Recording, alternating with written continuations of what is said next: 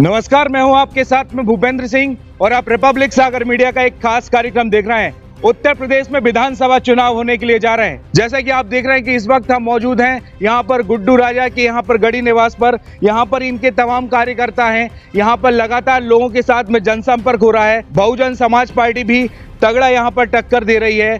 Bharatiya Janata party की जो रामरतन कुशवाहा, उनका अगर पिछला 5 साल का कार्यकाल देखें तो जमीनी लेवल पर लोग उनसे निराश हैं, लेकिन यहाँ पर योगी और मोदी का भी चेहरा चल रहा है। यहाँ के कुछ कार्यकर्ताओं से हम बात करेंगे जो बसपा से गुड्डू राजा का यहाँ पर समर्थन कर रहे हैं, लगातार लोगों के साथ जनसंपर्क कर रहे हैं। अभी हमारे साथ में बसपा के जिला अध्यक्ष है। बहुत बहुत स्वागत है आपका हमारे चैनल में। जी शुक्रिया शुक्रिया सर, बसपा से गुड्डू राजा जी को टिकट मिला है, आपको इतनी बड़ी जिम्मेदारी है, किस तरीके से देख रहे हैं आप यहाँ की जनता को? ठीक है, जनता का जो अपार प्रेम मिल रहा है, अपार स्नेह मिल रहा है, इस बार हम लोग इतिहास रचेंगे। और चूंकि ये नई बात नहीं है बसपा के लिए, बसपा ने यहाँ पर दो बार 100% रिजल्ट, बल्कि 3 बार दिए हैं। 2004 में हमने लोकसभा में दोनों विधानसभाओं को जिता करके भेजा, फिर 2007 के आम चुनाव में हमने दोनों विधायक बनाए यहाँ से, फिर 2012 में, उसी 2009 में बाई इलेक्शन जीते, 2012 में दोनों सीटें यहाँ से जीती। और निश्चित रूप से मैं कह सकता हूँ कि इस बार भी दोनों की दोनों सीटें बहुत बड़े मार्जिन से जीतने के लिए जा रही हैं। विरोधियों की चूल्हें हिली चुकी हैं, विरोधियों की बौखलाहट आप इसी से अंदाजा लगा सकते हैं कि 10 दिनों में जिलाध्यक्ष बदला जा रहा है, कहीं प्रत्याशी बदला जा रहा और प्रत्याशी नहीं मिल रहे उनके लिए। तो निश्चित रूप से मैं कह सकता हूँ कि बहुजन समाज पार्टी कम से कम जितना वोट डलेगा उसका आधा वोट कम से कम बहुजन समाज पार्टी के प्रत्याशी के पक्ष में आएगा। यहाँ पे प्रत्याशी को तो चलो प्रत्याशी की तो मान सकते हैं, लेकिन योगी मोदी का चेहरा यहाँ पे काफी चल रहा है, लोग खुद बोल रहे हैं। देखिए, योगी मोदी का चेहरा, अब आप जनता के बीच में जाइए, उनके विधायक और उनके मंत्री जनता के बीच में जा रहे हैं, और जनता आपके चैनल के माध्यम से अगर कवरेज किया गया हो तो पता चला होगा कई गाँवों में उनका कैसा सम्मान हो रहा है। ये सब पता है, कहने की जरूरत नहीं है। वो भी तो मोदी जी के चेहरे को लेके जा रहे हैं, लेकिन मोदी जी का चेहरा जनता किस प्रकार से ठुकरा रही, योगी जी का चेहरा जनता किस प्रकार से ठुकरा रही, ये सब आप लोग देख रहे हैं मीडिया के माध्यम से, सोशल मीडिया के माध्यम से। ये बताने की जरूरत नहीं है। यहाँ पर रोजगार का मुद्दा सबसे बड़ा है ललितपुर में, कि यहाँ के लोग ज्यादातर पलायन कर रहे हैं दूसरे शहर में। तो अगर बसपा की सरकार आती है, बसपा से विधायक बनते, तो रोजगार के मुद्दे पर उठाएंगे यहाँ पे? निश्चित रूप से मैं कह सकता हूँ आदरणीय पत्रकार महोदय कि इन सरकारों को बेरोजगारी दूर करने के लिए बहन मायावती जी से सीख लेनी चाहिए। बहन मायावती जी ने विश्व में इतिहास रच के दिखा दिया। कक्षा 1 पास को सरकारी नौकरी देने का काम किया है बहन मायावती जी ने। जी क्या देंगे रोजगार?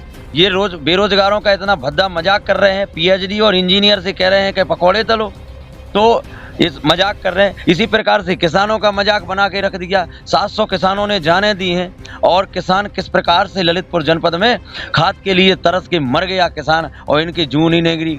तो इसलिए निश्चित रूप से किसान तैयार बैठा है, बेरोजगार तैयार बैठा है, और हम लोगों को अब जो दिन बचे हुए हैं और 10-20 हज़ार वोट और बढ़ने वाले हैं इन दिनों में। एक सवाल और पूछना चाहता हूँ।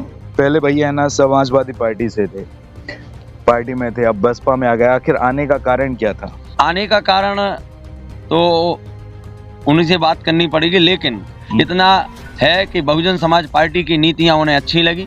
12 साल उन्होंने जो समाजवादी पार्टी में दिए, उन्हें खुद पछतावा है इसका कि हमने 12 साल समाजवादी पार्टी में दिए और समाजवादी पार्टी के लोगों ने उनका सम्मान नहीं किया। उन्हें खुद महसूस है इस बात का। उन्हें बहुजन समाज पार्टी की विचारधारा, बहुजन समाज पार्टी की हमेशा विचारधारा रही है कि समाज के अंतिम छोर के व्यक्ति के लिए काम करना, वीकर सेक्शन के लिए काम करना। और जैसे हमारे आदरणीय चंद्रभूषण सिंह बुंदेला और गुड्डू राजा की हमेशा सोच रही है निचले तबके के लोगों के लिए काम करना, तो इस प्रकार से बहुजन समाज पार्टी उनके लिए फिट बैठी। आखिरी सवाल है, विकास, महंगाई और रोजगार, ये 3 मुद्दे हैं जो उन पे सरकार बनती भी है और गिरती भी है। इन 3 मुद्दों पे कुछ बोलेंगे आप?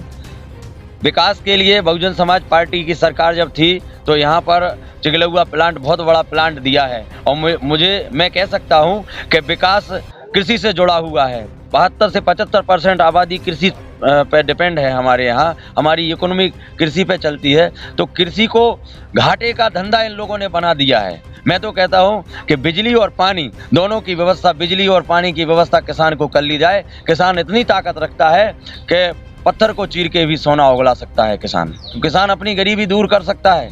किसान बड़ा ईमानदार है, लेकिन किसानों को व्यवस्था, आपने झूठ बोला कि किसानों की दुगनी आय करेंगे। किसान तरस रहा है, एक तरफ कह रहे हैं कि सम्मान निधि दे रहे हैं, दूसरी तरफ उसका जो अनाज आपने कहा था दुगनी रेट पर लेंगे, उसका जो है और कम करके ले लिया, तो उसी का पैसा उसको वापस नहीं किया पूरा।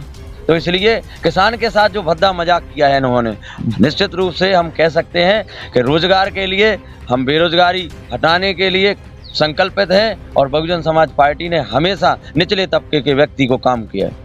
चलो बहुत बहुत धन्यवाद चैनल के साथ में जुड़ने के लिए। जैसा कि आपने देखा कि अभी हमारे साथ में थे ललितपुर बसपा अध्यक्ष दयाराम अहिरवार जी। अभी उनसे बात की जिस तरीके से यहाँ से बसपा काम कर रही है, यह समाजवादी पार्टी हो, बसपा हो या यहाँ पर भारतीय जनता पार्टी हो, यहाँ पर लगातार चीज़ों का, इन तीनों पार्टियों का लगातार हमारे चैनल के माध्यम से जनमत किया जा रहा है।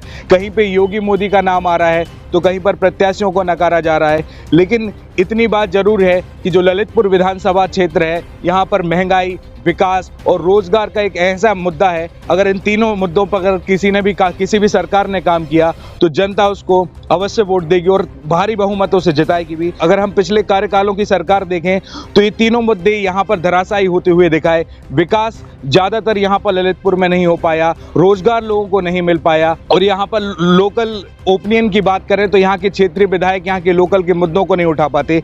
अब बसपा से यहाँ पर गुड्डू भैया को टिकट दी गई है। अब देखते हैं कि जनसंपर्क में वो अपना क्या कमिटमेंट करते हैं और जनता उन पर विश्वास करती है या नहीं, ये तो आने वाला समय ही बताएगा। 10 मार्च को यहाँ के नतीजे ओपन होंगे। 10 मार्च को यहाँ पर निर्णय हो जाएगा कि ललितपुर विधानसभा क्षेत्र का राज तिलक आखिर किसका होगा।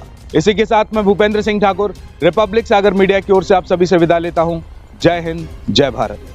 अगर आप ये वीडियो YouTube पर देख रहे हैं तो हमारे चैनल को सब्सक्राइब करें और बेल आइकन को दबाना ना भूलें। अगर आप Facebook पर ये वीडियो देख रहे हैं तो हमारे पेज को लाइक करें।